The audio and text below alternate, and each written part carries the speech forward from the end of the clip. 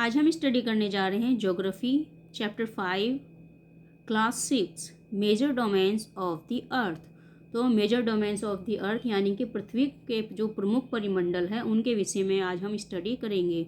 तो बच्चों, आप सभी को पता होगा पृथ्वी जो है कई मंडलों से मिलकर बनी हुई है। तो इसके मुख्यतः कितने मंडल हैं? तो पृथ्वी के कई मंडल हैं जो कि भूमंडल है, वायुमंडल है और जलमंडल है। तो उसी के बारे में हम आज इसमें स्टडी करेंगे। तो देखिए यहाँ पे the surface of the earth is complex zone on which 3 main component of environment meet. तो इसकी जो सरफेस है यानी कि पृथ्वी की जो ऊपरी सतह है वो पर्यावरण के 3 महत्वपूर्ण घटकों से मिलकर बनी है, जिसमें क्या है? लिथोस्फेयर, एटमॉस्फेयर और हाइड्रोस्फेयर, और अंत में आता है बायोस्फेयर। तो सबसे पहले लिथोस्फेयर यानी कि भूमंडल, एटमॉस्फेयर यानी कि वायुमंडल और हाइड्रोस्फेयर यानी कि जलमंडल। तो 3 मंडल मिलकर ये हमारी जो धरती है वो बनी है। तो सबसे पहले देखते हैं कि भूमंडल में क्या है। तो लिथोस्फेयर। तो लिथोस्फेयर क्या होता है? जो पृथ्वी का जो ऊपर का जो ठोस भाग होता है उसे हम कहते हैं लिथोस्फेयर। जो कि ऊपर की जो परपटी होती है इसकी वो कैसी होती है? वो चट्टान और मिट्टी से मिलकर बनी हुई होती है।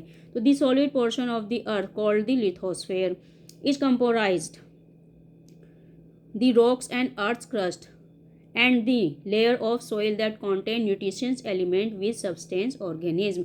तो यहाँ पर ये जो परतें होती हैं जीवों के लिए, इसमें क्या पाया जाता है? इसमें पाया जाता है पोषक तत्व।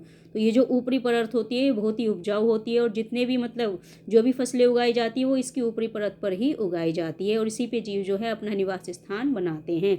तो there are 2 main division of the earth surface. The large landmass are known as the continents and the huge water bodies are called the ocean basin। तो इसके दो बड़े स्थलीय भूभाग हैं, जो कि पहला क्या कहलाता है? महाद्वीप कहलाता है और दूसरा क्या कहलाता है? महासागरीय बेसिन। तो समझ में आ गया? तो दो कौन कौन से भाग हैं? पहला हो गया हमारा महाद्वीप और दूसरा हो गया महासागरीय बेसिन। तो चलिए, the level of sea water remain the same everywhere. तो ये जो पानी का जो लेवल है वो सभी जगह कैसा है? वो एक जैसा है, यानी कि जहाँ पर भी आप देखेंगे तो उसका जो है सभी जगह समुद्र का जल स्तर कैसा होगा? वो समान ही होगा। तो elevation of the land measured from the level of the sea which is taken as 0। तो जब हम समुद्र तल नापते हैं तो हम कहाँ से प्रारंभ करते हैं? हम प्रारंभ करते हैं 0 से। तो 0 से जैसे जैसे ये ऊपर जाता है ये समुद्र का तल ये गिनती होती जाती है। तो the highest mountain peak Mount Everest is 8,848 metres above the sea level.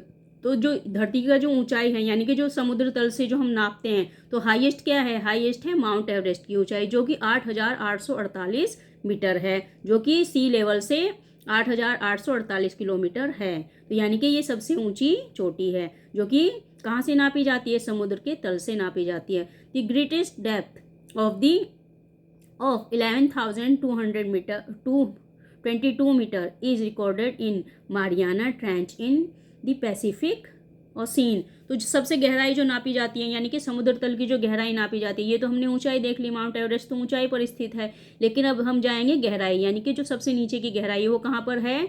वो है हमारी मारियाना ट्रेंच में। तो उसकी गहराई कितनी है? 11,022 किलोमीटर, 11,022 मीटर।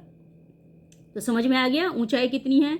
समुद्र तल से ऊंचाई सबसे ऊंचा है माउंट एवरेस्ट, जिसकी की ऊंचाई है 8,848, और हमारी जो गहराई है जो कि समुद्र तल की गहराई है वो 11,022 मीटर है।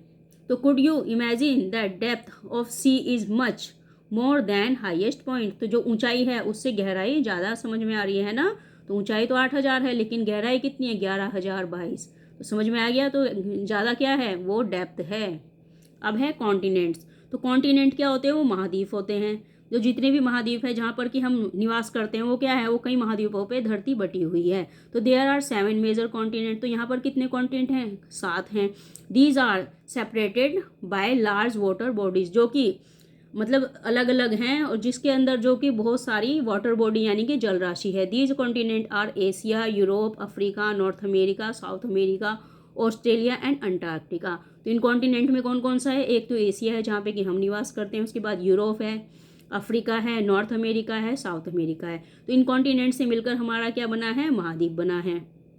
तो Antarctica, Australia and Antarctica. Look at the map of the world figure. तो जब हम मैप में देखेंगे तो ये हमें समझ में आएगा। And notice the greater part of the land name lie and northern hemisphere. तो ये जो इसका जो मतलब जो स्थल जो है बहुत बड़ा भाग कौन से गोलार्ध में है, ये है उत्तरी गोलार्ध में। अब है सबसे पहले एशिया, जो कि हम जिसमें निवास करते हैं। तो Asia is the largest continent, it covers about 1/3 of the total land area of the earth. तो ये क्या है, ये सबसे बड़ा महाद्वीप है जो कि 1/3 भाग में फैला हुआ है, यानी कि धरती से 1/3 भाग में सिर्फ हमारा एशिया ही फैला हुआ है। The continent lie the eastern hemisphere. तो ये कौन से उसको वो करता है, ये है महाद्वीप के उत्तरी गोलार्ध में स्थित है, पूर्वी गोलार्ध में। तो एशिया कौन से गोलार्ध में है, पूर्वी गोलार्ध में। The tropic of Cancer passes through this continent. तो इस कॉन्टिनेंट से क्या पास होती है, इससे पास होती है कर्क रेखा, इस महाद्वीप से होकर ही गुजरती है। Asia is separated from Europe by the Ural mountain of the west. The combined land mass of Europe and Asia is the called Europe plus Asia. तो ये जो है एशिया जो है पश्चिम के यूरल पर्वत पर है, और जो यूरोप से अलग होकर पूर्व यूरोप और एशिया के संयुक्त भूभाग को यूरेशिया कहा जाता है। तो समझ में आया बच्चों, यूरेशिया किसे कहा जाता है, यूरोप और जो एशिया दोनों को मिलाकर जो संयुक्त रूप से हुआ है उसे क्या कहते हैं, उसे कहते हैं यूरेशिया। तो समझ में आ गया एशिया क्या है, एशिया जो है 1/3 भाग में फैला हुआ है और सबसे बड़ा महाद्वीप है। अब है यूरोप। तो Europe is a much smaller than Asia. तो एशिया से छोटा है Europe. The continent lie to the west of Asia. तो ये क्या है, यूरोप जो है यह है महाद्वीप एशिया के पश्चिम में स्थित है। तो कहाँ पर स्थित है, ये पश्चिम में स्थित है। The Arctic circle passes through it. तो इससे जो है आर्कटिक सर्कल जो है पास होता है। It is bound by water bodies of 3 side. तो ये जो है 3 तरफ से पानी से घिरा हुआ है। Look at the map of the world's locate. तो इसको जो है अगर दी हम मैप में देखेंगे तो हमें ये पता चलेगा कि ये पानी से 3 तरफ से घिरा हुआ है। अब है Africa. Africa is the second largest continent after Asia. तो एशिया के बाद जो है दूसरा स्थान किसका है, उसका है अफ्रीका का। तो द इक्वेटर और latitude run almost through the middle of the continent. तो इस कॉन्टिनेंट के बीच में से कौन सी रेखा गुजरती है, आर्कटिक वृत्त से होकर गुजरता है, और ये 3 तरफ से जो है जल से घिरा हुआ है। तो ये जो द इक्वेटर और 0 latitude run almost through the middle of the continent. तो इसके बीच से क्या गुजरती है, एकदम जो विषुवत रेखा है वो इसके बीच से गुजरती है, और 0 अक्षांश पर इस महाद्वीप के लगभग मध्य भाग से होकर गुजरती है। A large part of Africa is lies on northern hemisphere। तो इसका जो बड़ा भूभाग है, अफ्रीका का जो बहुत बड़ा भूभाग है वो कौन से में स्थित है, वो है उत्तरी गोलार्ध में स्थित। Looks at the figure 5.1। तो यदि हम फिगर 5.1 में देखेंगे तो हमें इसका पता चल जाएगा।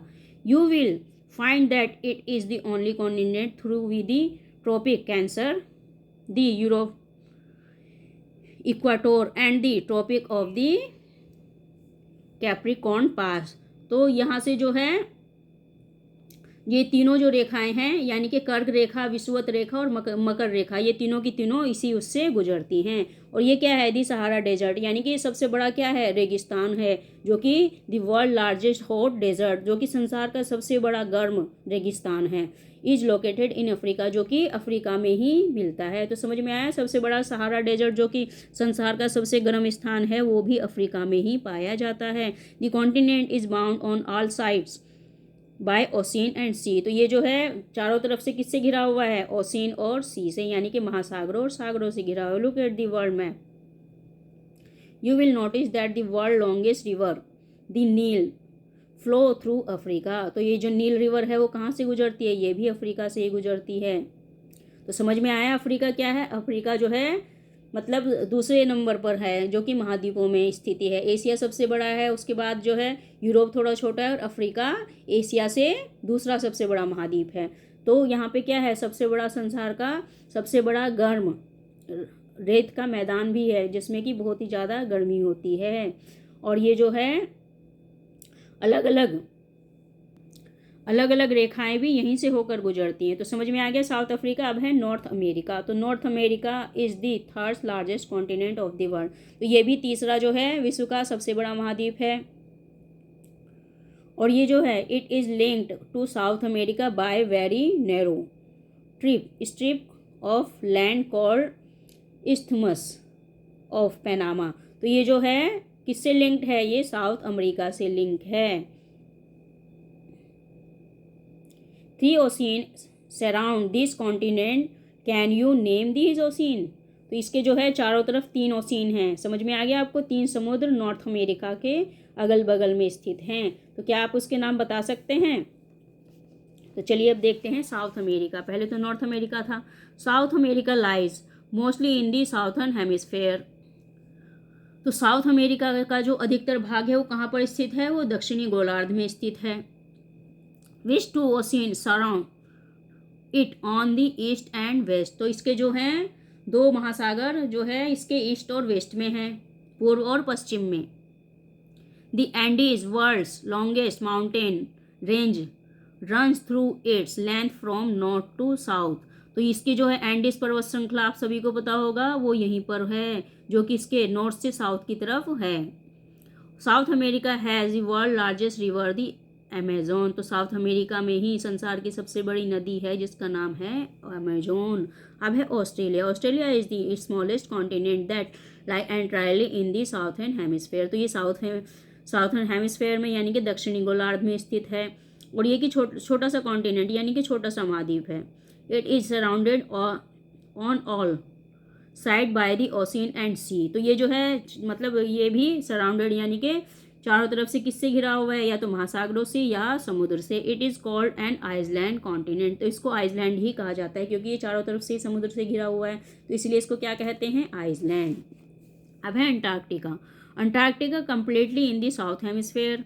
ये कहाँ पे है? ये है हमारा सबसे बड़ा, मतलब अंटार्कटिका क्या है? ये साउथ हेमिस्फेयर में स्थित है, दक्षिणी गोलार्ध में। Is a huge continent. तो ये भी जो है बहुत बड़ा महाद्वीप है।